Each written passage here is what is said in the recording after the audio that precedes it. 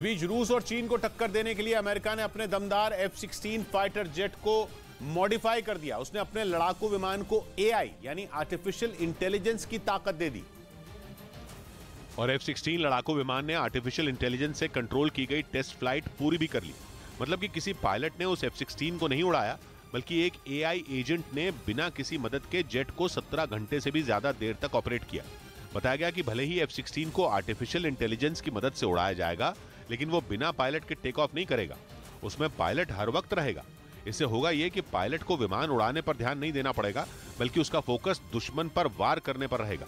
America ने यह भी दावा किया कि आर्टिफिशियल इंटेलिजेंस के जरिए उड़ने के बावजूद जेट के साथ हादसे का कोई चांस नहीं होगा, क्योंकि कोई गड़बड़ी होते ही पायलट तुरंत F-16 का कंट्रोल अपने हाथ में ले लेगा।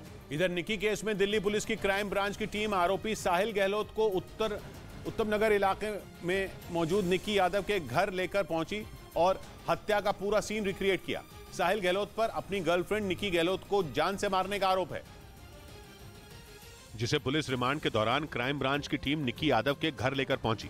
बताया गया कि पुलिस वालों ने आरोपी साहिल गहलोत से वहां करीब 2.5 घंटे तक पूछताछ की, जिसके बाद पुलिस ने बताया कि साहिल ने हत्या से जुड़ी कई जानकारियां उसे दी। पुलिस के मुताबिक 9 फरवरी की रात को साहिल निकी के घर गया था और वहां करीब 3 घंटे रुकने के बाद उसे अपने साथ बाहर ले गया था। फिर उसने अगली सुबह यानी 10 फरवरी को सुबह 8 से 9 बजे के बीच निकी को मार डाला। 2 से 3 घंटे यहाँ रहा भी था।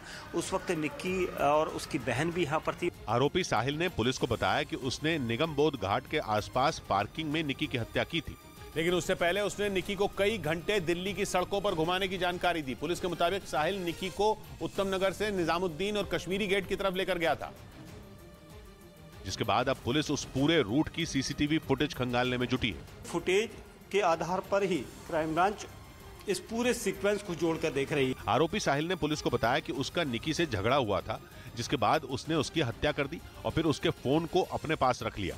आरोपी ने निकी और अपने फोन से सारा डेटा भी डिलीट कर दिया, क्योंकि उन दोनों के मोबाइल में एक दूसरे की कई फोटो थी और व्हाट्सएप चैट भी थी, जिससे उसे अपने पकड़े जाने का डर था।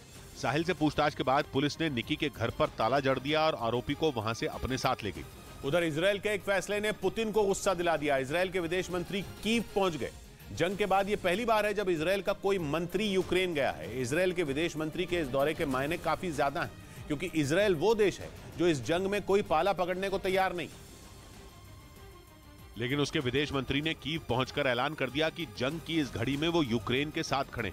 ये बयान तब सामने आया जब यूक्रेन की लाख मिन्नतों के बावजूद इजराइल ने उसे अब तक रूस से लड़ने के लिए एक हथियार तक नहीं दिया।